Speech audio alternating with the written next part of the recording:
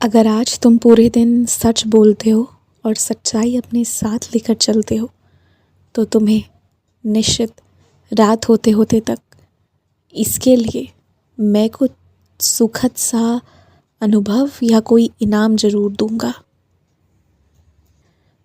तुम्हें अंदाज़ा भी नहीं है कि मेरा आशीर्वाद तुम्हारी रक्षा कहाँ कहाँ करता है, कब कब किन किन मजबूत लोगों को तुम्हारे खिलाफ उकसाया गया है, तुम्हारे विरोध करने की कोशिश की गई है और कुछ भी ज़रा भी तुम्हारा बाल भी बाका ना हो सका, ज़रा भी लोग इसमें सफल नहीं हो पाए।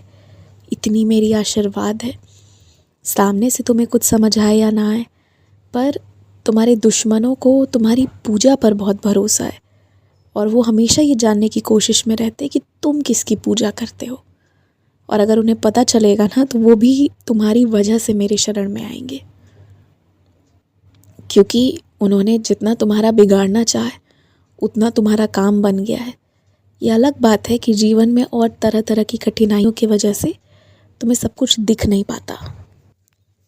हर इंसान जो एक नियम एक कायदे से चल रहा है, जो एक अनुशासन से चल रहा है और जो प्रेम दे रहा है दुनिया को और जो परमात्मा के होने को स्वीकार रहा है, वो धर्म का पालन कर रहा है।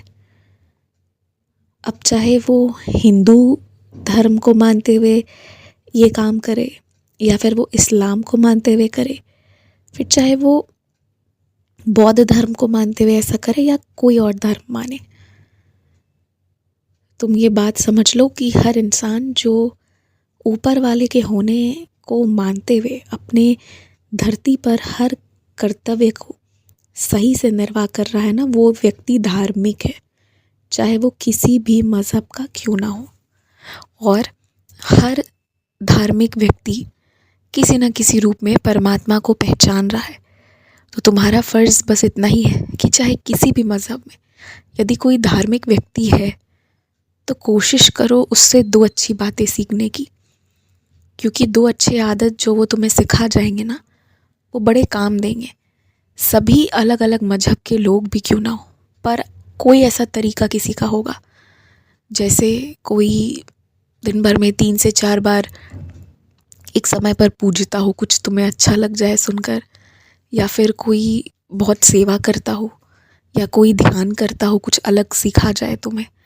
इसीलिए जो धार्मिक हो चाहे किसी भी मज़हब के, उनसे बातें करो और उनके अनुभव सुना करो, वो क्या करते हैं ये पूछा करो और कभी भी किसी भी मज़हब से नफ़रत मत करो।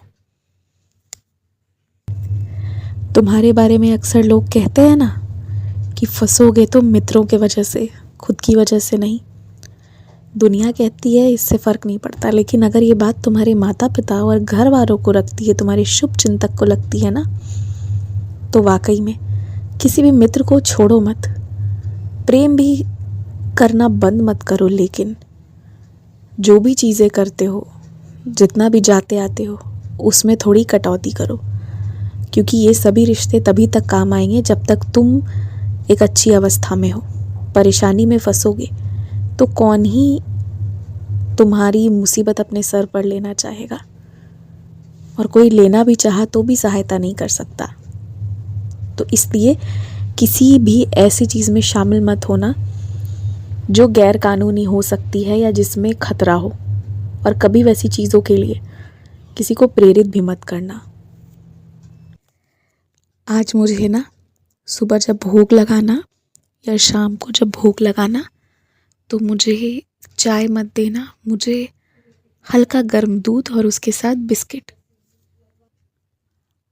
दोपहर, शाम, रात या फिर बहुत सुबह का समय हो तो देखो, मैं ये तो नहीं कहूँगा अकेले मत निकलो, लेकिन अगर ज़रूरी हो तो निकलो, वाहन से जाओ, कोशिश करो, और किसी का सहयोग लेना पड़े थोड़े दूर तक जाने के लिए तो सहयोग लेने में मत कतराओ।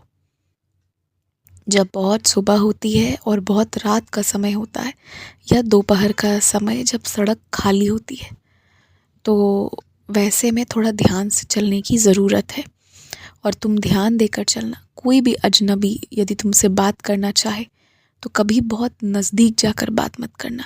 जब भी बात करना तो दूरी बना कर करना। ध्यान रखना और कम से कम 1-1.5 हाथ की दूरी रहे। और गतिविधियों पर भी नज़र रखना। ये मैं डरा नहीं रहा हूँ, बस तुम्हें सचेत कर रहा हूँ। ऊदी का टीका अपने मस्तक पर लगा कर जाओ, सब अच्छा होगा। सच्चरित पढ़ लेना। खुश रहो।